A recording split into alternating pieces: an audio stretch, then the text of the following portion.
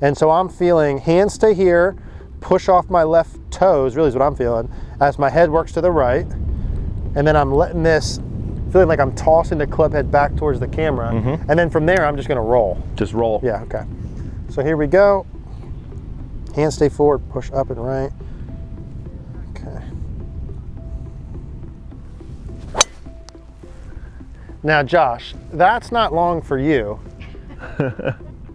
but that for me feels really good. I'm gonna do another one of those. You actually did that very good too. That part compared to like some of the, this feels like I can sort of implement right immediately. Hey guys, Eric here out at the beautiful Don Law Golf Academy at Osprey Point Golf Club in Boca Raton, Florida. In today's video, we're going to be with my good buddy Josh Koch. Hopefully you've seen some of Josh's videos we did before. If not, Josh has a great channel on his own at Hit Bombs. He's got a great website with great content, hitbombs.com. He's also has a great Instagram, Josh Koch Golf. Now, if you would like to come down to beautiful sunny Boca Raton, I would love to work with you on your golf game. If you can't make it, would still love to work with you through cogornogolf.com.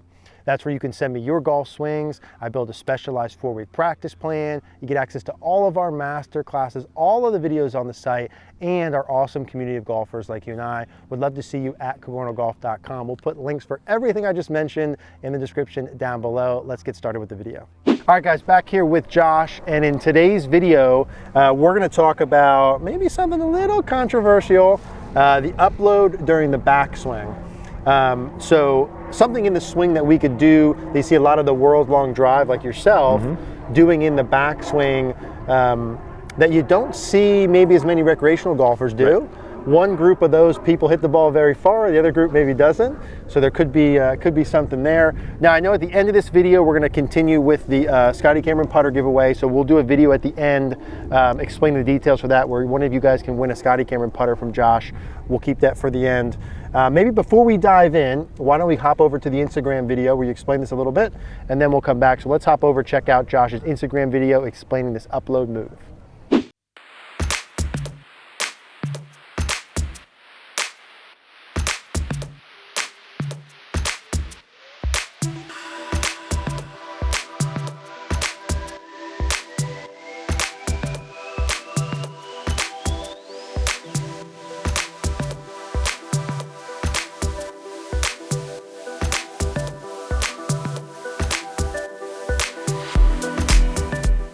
All right, Josh, so let's talk about this upload move.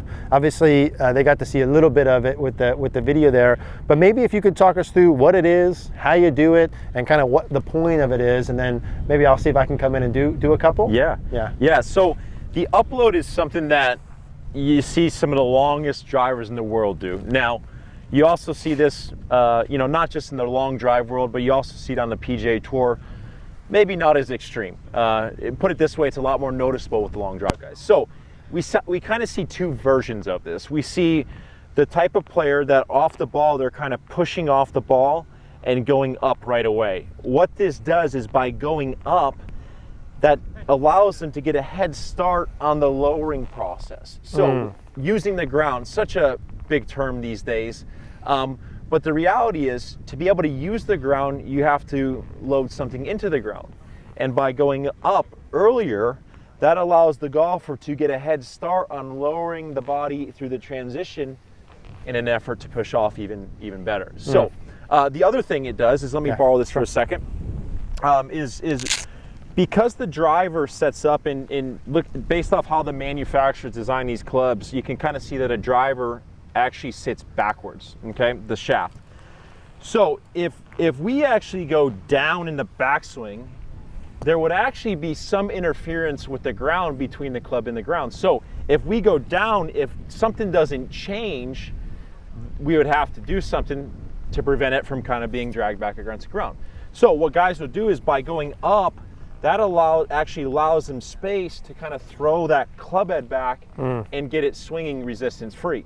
The second version of the upload is, you'll see a player that instead of going up right away, they might actually trigger down and then go up towards the end of their backswing. So the bottom line is, at some point, these guys are going up in the backswing which is setting them up to lower into the downswing. Yeah, and like you said when we were talking before, like what goes up must come down. Right, and that's such a good way, I think, of phrasing it too. Of they're getting the head start right on the lowering part. If you were to go up on the way back, there's absolutely no incentive to go more up on the way down. Exactly. In transition. And that's a lot of times you see the guys who early extend, right? That's early extension is more of a standing up move. Yeah. A lot of times those golfers are going down, down, down, down, down, and they got nowhere to go except for standing up. So the guys that are going up then have the incentive to actually lower through the transition. What would you say net effect of that? So they go up on the way back, and you included, right? If you go up on the way back, there's the falling on the way down. Net effect, more speed, more distance. Yeah, for sure. I mean, these are definitely more geared towards power moves. You know, but I always say that when you look at the quote-unquote power moves or the dynamics of this, you always have both sides of the spectrum, right? You got the long drive guys that are doing it on a scale of 10 out of 10 or 100%, however you want to kind of coin it. The guys on the PGA Tour, the really dynamic ones, are maybe doing it at 1/10 of that or 10%, right? So, you know, and this is where in my development, one of the golfers I was always studying was Jamie Sadlowski. So I was always looking at Jamie's swing and trying to make sense of it. And because it was so much more extreme, it allowed me to kind of process what he was actually doing a lot easier than looking at a more conventional swing. It's just the conventional swing's just not doing it as much. Yeah. And that's where more precision might come into play. And part of this would be like, hey, what sort of golfer maybe should do this? But because, you know, of course, hey, Josh, if I go up on the way back, aren't I going to thin it, top it, have bad contact, whatever? And we talked some about this of maybe the golfer who this would be perfect for would be someone who is looking for more distance. Maybe they hit it pretty solid. Right. They hit it fairly straight. And hey, another 10, 15, 20 yards would make a world of difference to me. Right.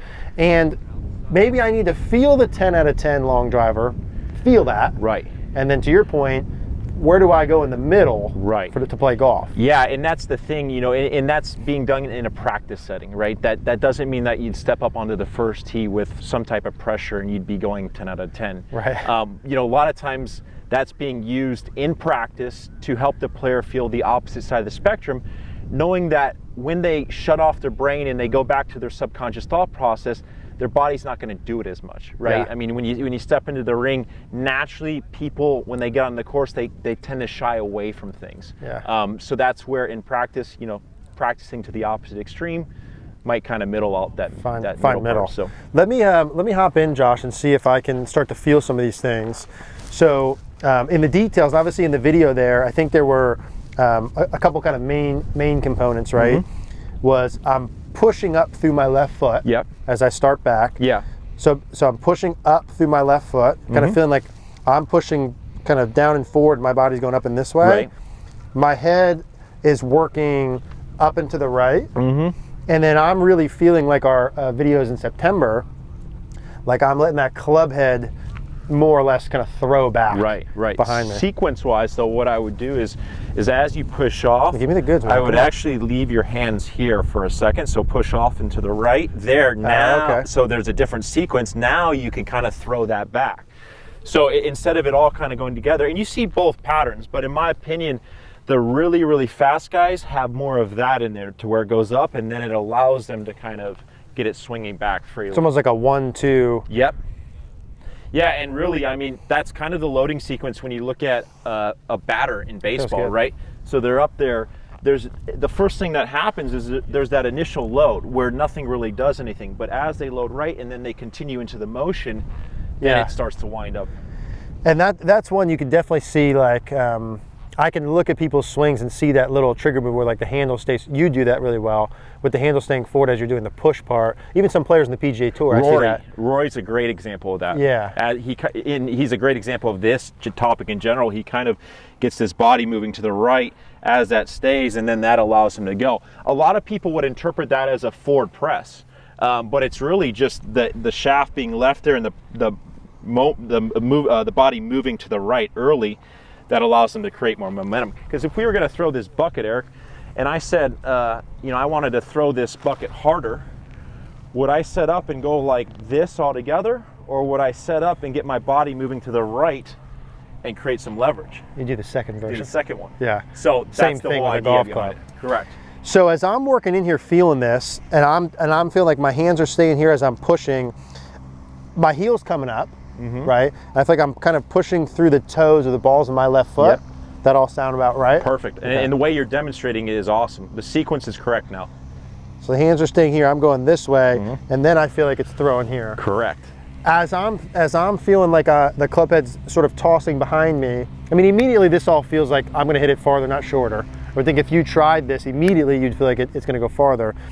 As I'm feeling that from there, and this maybe is going into a different topic, as my head's working up and right, am I feeling like I'm throwing some extension in there ideally? Yeah, I mean, that's part of the pivot. I Yeah. mean, and I think it depends on the player ultimately, but generally speaking, when I do it, I go up and then I feel like I'm using my body to kind of get that head swinging back and using that momentum to kind of wind me up.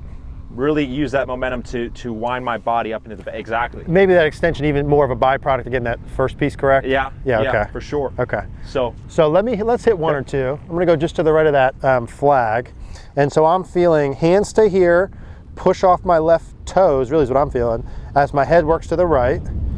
And then I'm letting this, feeling like I'm tossing the club head back towards the camera. And then from there, I'm just gonna roll. just roll. Yeah, okay. So here we go. Hands stay forward, push up and right. Okay. Now, Josh, that's not long for you, but that for me feels really good. I'm gonna do another one of those. You actually did that very good too. That part compared to like some of this feels like I can sort of implement right. Immediately. You're creating whatever the correct scientific terms are. You're creating leverage on the system. And if we put some swings up, like we talked about Kyle Berkshire obviously gets a lot of press, and for good reason, and how fast you swing it, and some of your long drive guys, you see elements in those swings. If I went out and I filmed the first tee at my local course for the people who hit it significantly shorter, I wouldn't see a ton of these elements within those swings. Yeah. Right. So at the end of the day, the proof is in the pudding. Okay, so I'm pushing off of that, going up into the right as my hands stay forward. What I really feel when I do it, I mean, that felt really good. And guys, those were dead straight, by the way. So I didn't want to brag. You didn't lose any. I'll brag no big for deal. you. You didn't lose any accuracy. Here's what I feel when I'm doing it too. And I think this gets to the effect of things and sort of how the club's moving in transition. It feels like when I'm going off of it, so as I'm going here, and I'm letting the club head throw, and it's wide, right? I feel like it's wider and unhinged. I feel like I get a lot of those transition pieces and the whipping and all that for free. Yeah. Yeah. Exactly. And in building off a few of our earlier videos, that's where it's like if you get some of this stuff loaded correctly, it's amazing how easier the rest of the swing becomes. So if I really over time, as I'm feeling here, and wider, and then I could get the separating pieces kind of as a next step, that'd be, okay. Yeah. Got it. But even here, this feels like something I could throw out and start to hit and test with right away. So I'm up and back as my hands stay forward. Here. Another laser. Yeah, it feels good, dude. So I like that's the proof right there. I think naturally when people think about that, when they look at that, they go, oh, he's gonna hit it more crooked. You just hit I hit those right down the three middle. balls down the middle. So you're talking about an elite, specimen here, Josh, or that aside. a thoroughbred. Yeah. But but that was beautiful. The sequencing of that, and you could already see kind of some of the components of the transition look like you're having more time to get the sequencing correct just by getting this right in the takeaway. That felt really easy. It felt very easy. And I think there's something to pieces we talk about. Obviously, there's certain things where you're going to put something in your swing, you're going to work through it. It takes time. You got to train it. That does not feel like one of those. So that feels to me like, maybe someone doesn't hit the first ball good, but I would be thinking if I'm tracking those and tracking speed, we would be starting to see some differences right off the bat. Right. So I think that's easy, 3 steps. And I would refer back to, honestly, the Instagram video did was so good, and how you guys can see that. You saw the swings here. I'm obviously seeing some of Josh doing this. So hopefully you guys put this in your swing. Again, hang out here for the putter giveaway. If you guys have any questions, as always, leave a comment down below. All right, guys, so we announced this giveaway back in early December, and I'm super excited. We're getting closer to that number.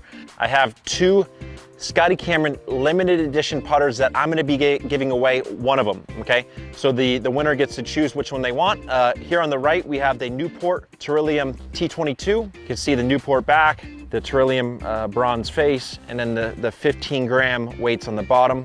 As noted, this was a limited edition putter that you can no longer get. They're going for about $1,000 on eBay. 34-inch shaft band, and then I believe this is the pistol grip, or one version of them. Okay, grip still in plastic, face still in plastic, brand new putter. This one is the Scotty Cameron Global Limited with the jet neck, and then what I believe is a BMW inspired paint fill. Okay. This was released in 2018. Once again, a 34-inch shaft with a black shaft. And this is the Pistolini grip, so you can see there's a little bit more on the butt of that one. Also still in its plastic. So, you know, super excited to be giving one of these away once we reach 1,500 subscribers. And then the winner will be able to actually choose which one they want. So be sure to like, comment, share all my posts so we hit that number as quickly as possible.